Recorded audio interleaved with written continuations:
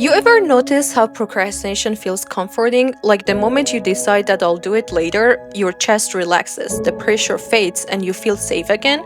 That's the illusion because procrastination doesn't just waste time, it protects you. It tells your brain that you're okay, you don't have to face this right now. And that's what makes it so dangerous because it doesn't feel wrong. It feels like relief, it feels like safety, but it's not safety, it's a prison disguised as peace. The truth is, your brain doesn't care about success, it cares about survival. It's still wired like a caveman's brain, designed to protect you from danger, not to build your dream life. So when you face a hard task like writing, studying, building something, your brain scans for threats. And what does it find? Uncertainty, possibility of failure, fear of judgment, possibility of looking dumb. It doesn't see those as emotional discomfort, it sees them as danger. So instead of letting you move forward, it pulls you back to safety, to your comfort zone, to your bed, to your phone, to your routine.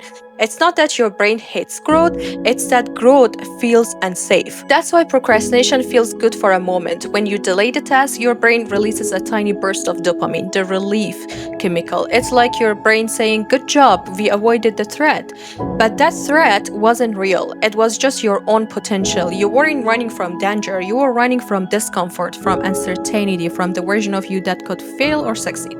So what starts as "I just need a minute" turns into a full-time strategy of self-protection. You build a pattern of retreat, and every time you give in, your brain learns that comfort equals safety and effort equals to danger.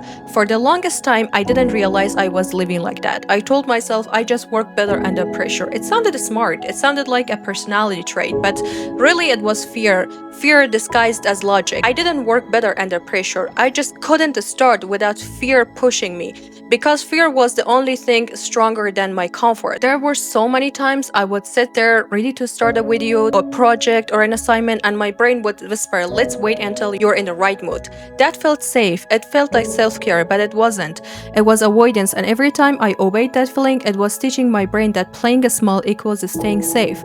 One day I was supposed to record a video, I've been delaying it for 2 weeks. I told myself I needed a better setup, more energy, a cleaner script, but deep down I knew I was scared of failing, scared of looking stupid. So that day I asked myself something that I had never asked before. What am I really protecting myself from? And I realized nothing. There was no lion, no danger or anything. I was just afraid of judgment from looking stupid, but my brain wasn't saving me, it was tricking me, it was confusing discomfort with danger.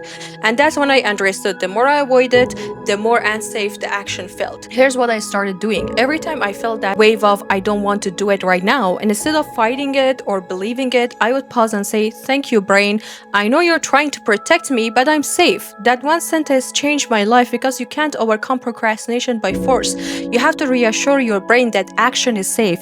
When you do that, when you show your brain that discomfort won't kill you, it starts to relax.